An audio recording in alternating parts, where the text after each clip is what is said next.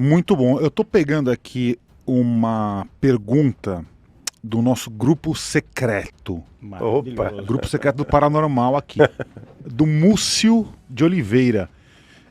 Ele comentou que tem uma história nos bastidores de que o Chico Xavier foi convidado para conversar com um comandante, uma autoridade intergaláctica, extraterrestre, enfim. O que você tem a dizer sobre isso? Ele me contou esse caso. Ele já morava em Uberaba. Aí, determinado dia, o Chico Xavier falou, aliás, o Emmanuel falou com o Chico Xavier o seguinte: você foi convidado para uma reunião com um comandante estelar. Mas para isto, e isto é fora da Terra, para isto você tem que ficar pelo menos 2 dias de jejum, sem comer sólidos, de preferência comendo só líquidos, tomando só líquidos, para você se desligar do corpo com mais facilidade pelo fenômeno da projeção astral, ou, como nós espíritas chamamos, de desdobramento perispiritual. Então o Chico ficou muito curioso, né, com o que se sucederia a partir daí, e na noite aprazada o Emmanuel tirou-o do corpo e o foi levando até o planeta Saturno.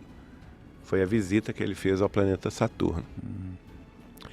E ele viu, quando chegou a Saturno, ele viu que numa das grandes luas de Saturno, ele não me disse qual delas, havia uma nave gigantesca, uma nave interestelar, né, gigantesca, estacionada numa das luas de Saturno. E era para essa nave que ele estava se dirigindo. O Emmanuel estava levando o Chico para essa nave. E ele perguntou a Emmanuel: o que eu vou fazer lá? Se você vai conversar com o comandante estelar. E o que eu vou falar? Você pode perguntar o que você quiser e ele vai responder. Mas como que nós vamos conversar? Eu vou conversar com... Ele entende português? Porque eu sei falar o português. Aí o Emmanuel falou com ele: não se incomode com isso, porque vocês não vão trocar palavras. Vocês vão trocar pensamentos. O que você pensar, né, ele vai entender perfeitamente e vai te responder. E você vai entender a resposta dele através da linguagem do pensamento.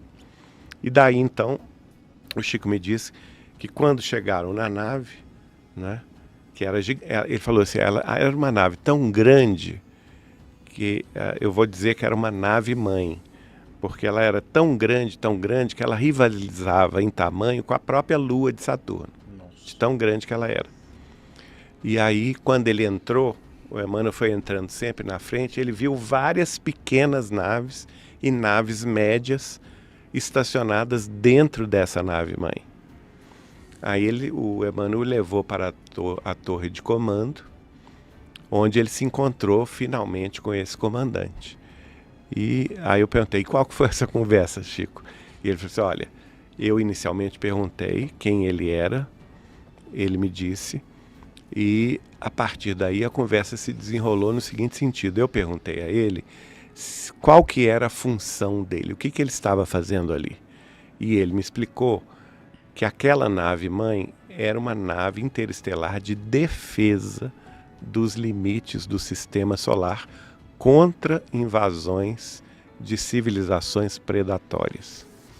E que eles estavam estrategicamente posicionados em Saturno, porque de lá, aquelas naves menores, né, e as naves médias poderiam alcançar qualquer parte do sistema solar em questão de segundos, né, a partir daí. Foi aí, inclusive, que ele ficou sabendo da existência de determinadas civilizações predatórias de outros sistemas estelares, né, que buscam conquistar sistemas estelares. E era curioso, porque nessa época a gente gostava muito de ver com Chico Xavier aquela série Star Trek, que é o Jornada nas Estrelas, né? Onde o Vivaldo, que era meu cunhado na época, ele morava com o Chico, ele tinha a casa dele ali junto com o Chico. Na sala da casa dele tinha uma televisão grande com videocassete. E o Chico me pedia para trazer de Belo Horizonte o videocassete do Jornada nas Estrelas. E várias vezes eu via com o Chico aqueles episódios, né, do Jornada nas Estrelas. E ele falava assim: olha, Geraldinho, você pensa que isso é invenção? Não é, não. Tudo isso que tem aí existe aí no universo. Existem esses impérios estelares, existem essas disputas territoriais, essas diferenças, porque na série você tem seres humanoides e tem seres de formas completamente distintas dos terráqueos, né? As mais variadas possíveis. E o Chico falou comigo, existe tudo isso que é assim mesmo. Você tem planetas cuja humanidade está muito longe da nossa concepção, né? Em matéria de forma, em matéria de associação, de projeto, de civilização, muito distinto do que nós podemos compreender, né? E aí, continuando a conversa lá de Saturno, ele disse que perguntou, por final, o seguinte, ao comandante se ele estava subordinado à autoridade de Jesus Cristo.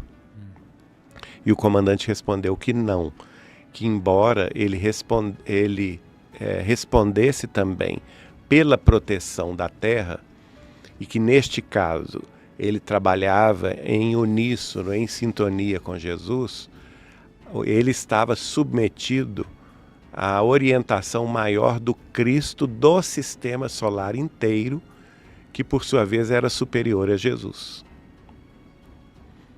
E por isso que ele deu a entender ao Chico que a posição dele era superior. Superior a Jesus. A Jesus. Interessante, isso é uma bombástica revelação.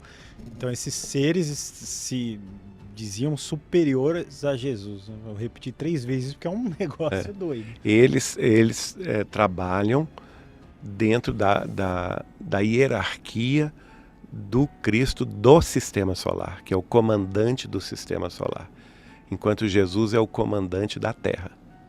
Então entendeu? Estamos falando de 2 coisas distintas. É uma hierarquia. Uma hierarquia. É. O Cristo que nós conhecemos como Jesus de Nazaré é o comandante da Terra. Da Terra. Ele não interfere, por exemplo, em Marte, em Saturno, em Urano, em Netuno, não é? E eles seguiam a esse outro... Que é uma entidade, vamos dizer assim, superangélica. Na denominação católica é mais interessante porque você tem o anjo, não é? Jesus seria um anjo.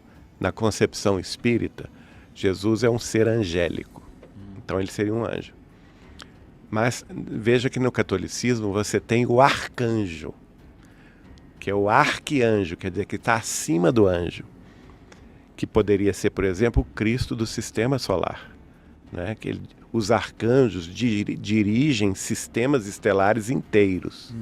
Mas você tem também, na concepção católica, o serafim, que está acima do arcanjo. Então a gente imagina, ele pode dirigir nebulosas inteiras que têm sob o seu comando vários sistemas estelares. E você tem o querubim, que está acima do serafim, que pode ser, por exemplo, o Cristo de uma galáxia inteira. Muito bom. Mas ele usou esse termo, ele falou que era o Cristo do sistema solar? Do sistema solar. Então, Cristo, na verdade, seria o quê? Seria uma denominação de comando. De comando. De comando. E aí, digamos assim, essa consciência crística, ela vai em escalas, em graus de hierarquia. Em graus de evolução. Né? Porque, na realidade, tem uma pergunta que agora, não sei se é 540 do Livro dos Espíritos, que na resposta, os espíritos superiores falam a Allan Kardec o seguinte: do átomo ao arcanjo, tudo se, vamos dizer assim, no sentido de sintonia da evolução, entendeu? A evolução, existe uma sintonia absoluta, uma ligação maravilhosa do átomo ao arcanjo, querendo dizer, por exemplo, que até a matéria evolui. Né? O átomo, como a unidade química fundamental, ele também evolui. No livro Consolador, por exemplo, Emmanuel, que é um dos livros do Chico Xavier, que foi publicado em 1950, são várias perguntas com respostas do Chico Xavier. Sobre os átomos, o Emmanuel revela que as individuações químicas, ou seja, os átomos, elas também aspiram a ter sua forma anímica, ou seja, a ter sua alma, né?